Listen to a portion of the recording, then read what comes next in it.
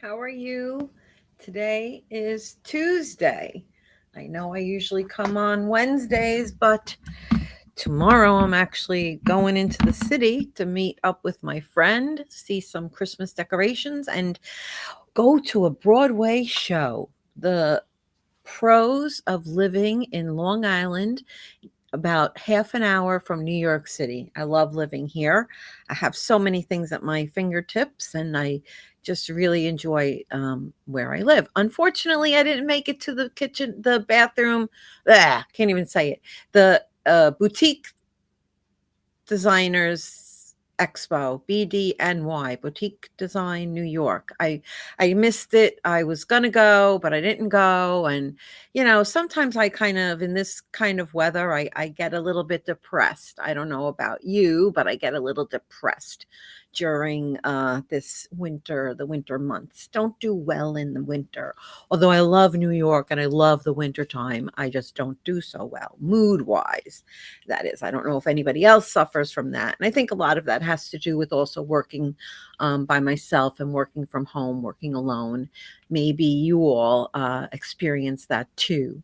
I'm a bit older, so I don't experience the loneliness the same way that a younger designer or younger working person would. I think you really do learn a lot from your coworkers. We have a lot to offer to the younger people. And speaking of offering things to younger people, I am all about education. I've worked as a kitchen and bath designer for 30 years, and now I've turned my focus to kitchen and bathroom design education, because there's nothing worse than seeing things out there that are wrong and that can easily be rectified with knowledge. Just the designers need knowledge. That's all. The knowledge is power. Power is confidence. Confidence is a brand that sells. It all goes one in one, hand in hand. So your knowledge is really important. And as designers, we're constantly learning and exploring and going to webinars and seminars. And I'm just another avenue for doing that. And my message is all about educating for interior designers about kitchen and bathroom design. So I'm going to talk about measuring today. I always get nervous when I come on here. People think like, oh, maybe she's got it all together. No, I get nervous. I get nervous every time. I have to think about what I'm going to do and psych myself into going live. But I have so much to say. So here it goes. I wanted to talk about measuring the kitchen and the bathroom. One of the things that when I work with designers one on one, they really don't understand what or how they're measuring. And what I say about measuring in the kitchen is you don't measure the existing cabinetry. We don't care about the existing cabinetry. We're getting all new cabinets. If they have a base 16, we might make it into a base 18, which is a standard size. So we don't measure the cabinets. What we're measuring are walls. We measure from wall to wall. You have to get the measurements.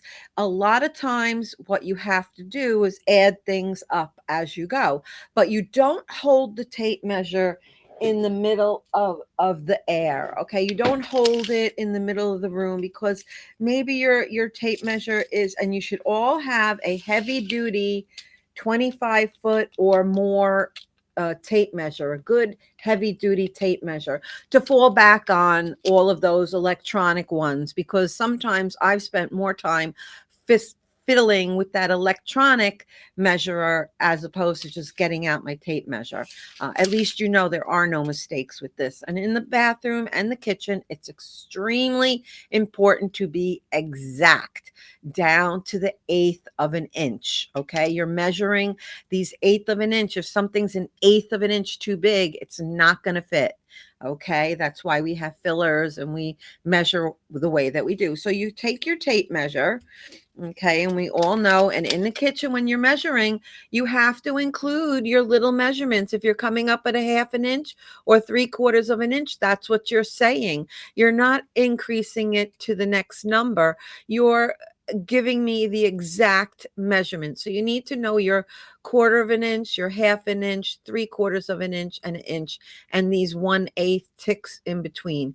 You don't really have to get into the 16th of an inch when you're measuring a kitchen, because that's just a little bit too exact. If you're measuring to cut the wood, you need to measure that 16th of an inch. But for measuring the space, excuse me, you all know I've had surgery, so my saliva is not like it is for everybody else. So I have to drink my water. Okay, so you're going to take the tape measure, and you're not going to hold it in the air, because as you go for 11, 12 feet, this flexes. See, we're not having any flexing. You want it straight. So you take your tape measure and you put it on the ground. You put it down on the ground or against the wall. Okay, you're going to put it against something. You don't necessarily start going around the room, and you're not measuring from the back to the countertop. I'm not going to take my measurement and go from here to here and measure my countertop. No, I'm going to go to the wall and get it to the front of my item, or and out to the space. So if I can't measure it all the way, let's say something is in the way, I'm going to measure to here, and then I'm going to transpose it down low and get that measurement on the floor. And when you're dealing with walls, you know, you're always going up against the wall. You're going from the floor and you're going up. Okay, and you're going up, up, up, up, up to get the measurement up high. Okay, so always against the wall, never free floating, never haphazardly, so that tape measure wobbles or anything like that. That's one thing you want. The next thing you need to measure is when you measure the ceiling. And now this, okay, your ceiling is going to be in the middle of the room. You're going to get that wobbly, and maybe for a 10-foot ceiling, you can't really measure everywhere.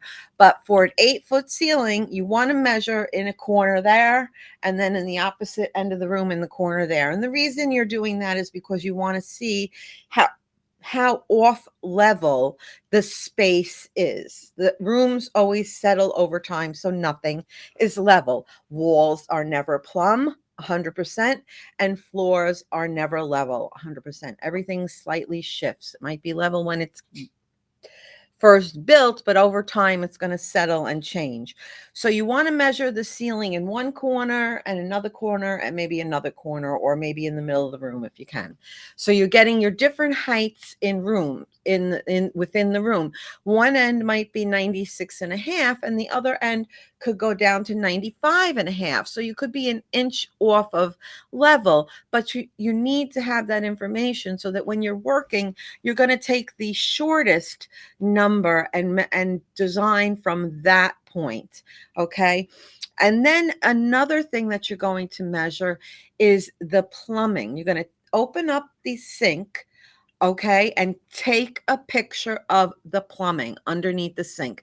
What you want to do is get the main center line, the main waistline, that 2-inch line, because that line 90% of the time cannot be relocated. Okay. So it can't be relocated, that main, or if it can be relocated, it's an extremely expensive ordeal to relocate that main waistline.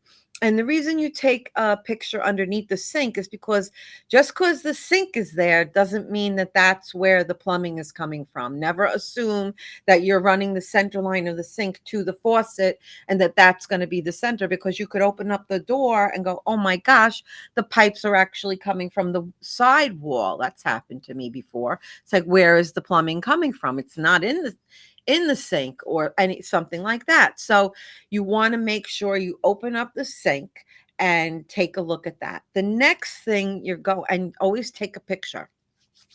Remember to take as many photos as you can within the space, because you're going to go back and refer to that. You don't want to have to go back and remeasure. You really want to go in, do your measurements, and be done, and do part of your intake and everything all at one time. You don't want to have to keep going back to the job site.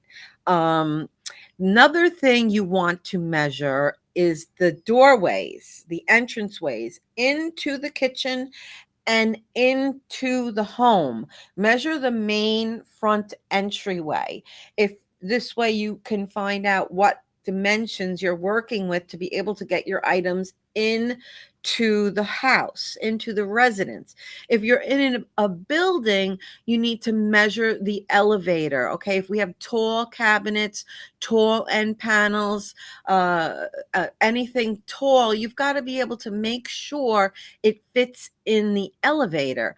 Because if you live on the 15th floor and you can't fit the pantry cabinet into the elevator, you're going to have to pay somebody to walk up that pantry 15 floors, or can it even make the turns to go up the 15 floors? So very important to measure every entrance from walking in front of the building into the residence. Okay, so you got to measure all those doors along the way, any obstacles, any corridors, any elevators, or anything like that.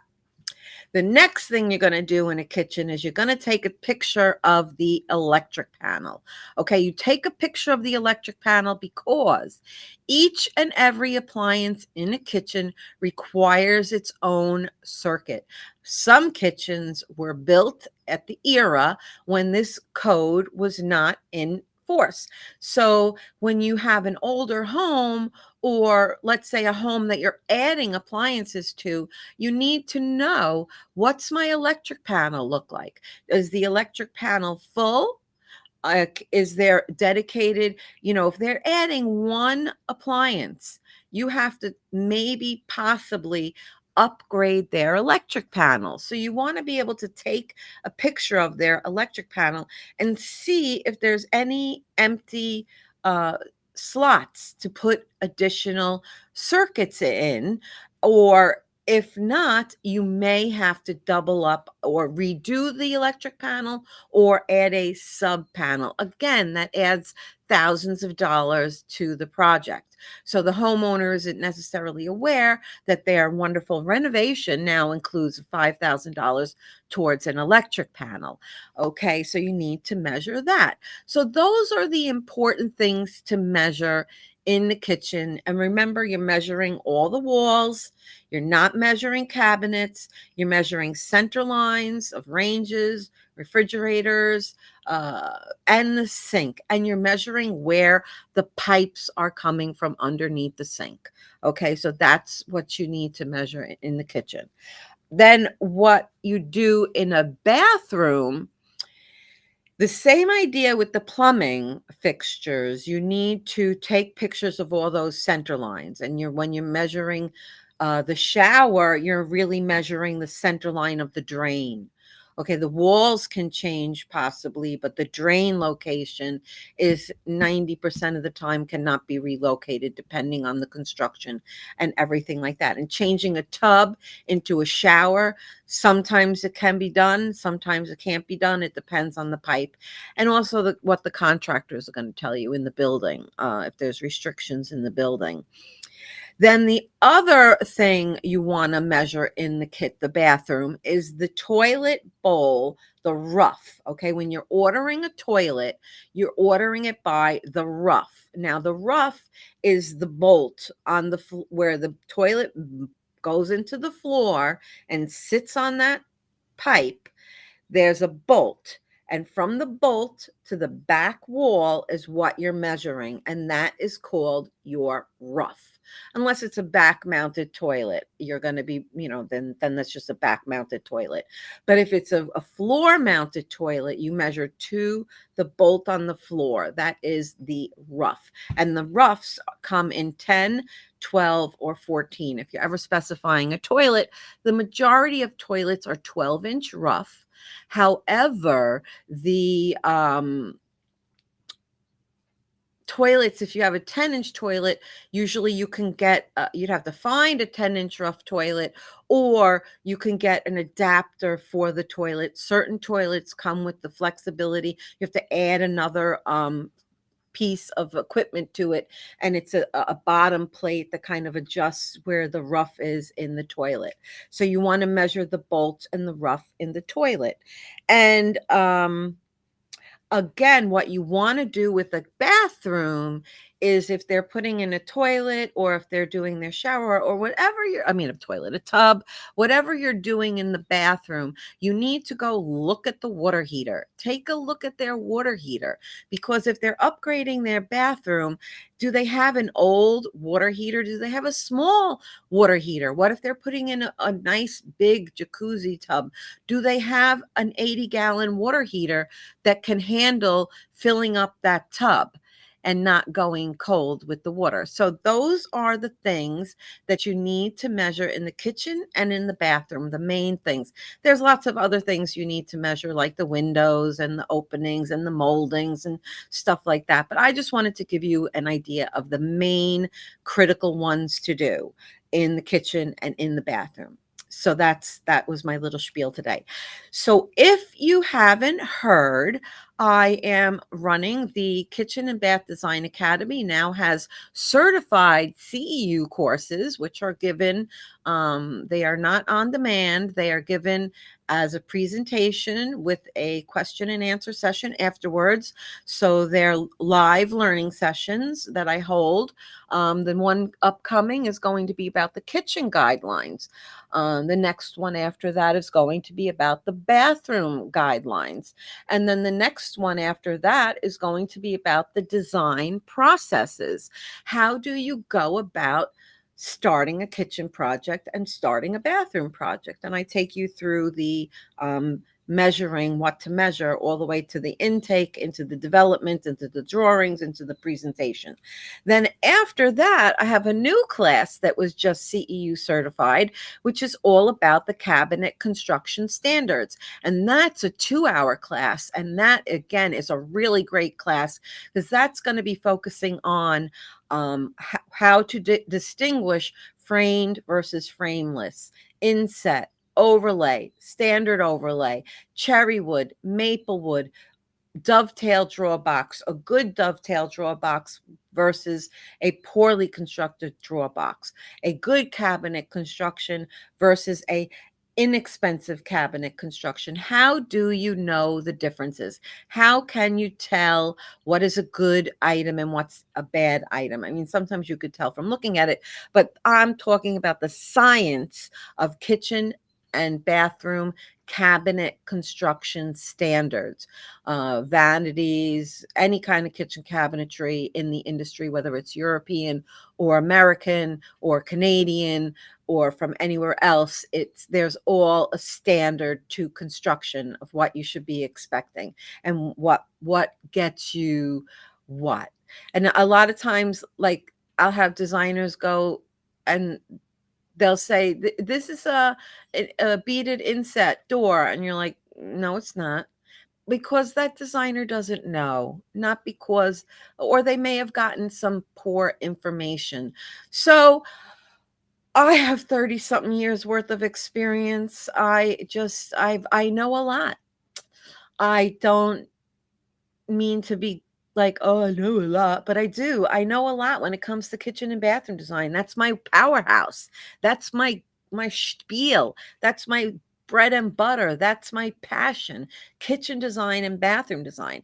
I wish I would have gotten into some interior design. I see the wallpapers and fabrics and whatnot, but my career took me to interior design, specializing in kitchen design and bathroom design. And that's what I know. That's what I teach. That's what I do. I want to help the up and coming designers who don't have an opportunity to work with somebody, or who don't have the resources available in their neighborhood or where they live or whatever, to learn about kitchen and bathroom design. And I know I got involved in kitchen and bathroom design education because I saw a need in the industry. And That's my mission, that's my goal, and that's what I do. I'm here to help you, newer designers, designers looking for more education and more help to learn more. And one of the things that I'm doing now, I just want to mention it, besides my classes, I'm also mentoring designers one on one, or a small group of designers while they're working on a project, or they're thinking about starting a project, or just wanting to know about more about kitchen and bathroom design. But if you have a project that you're working on and you need help and you don't know who to turn to, I am your coach. That's what I do.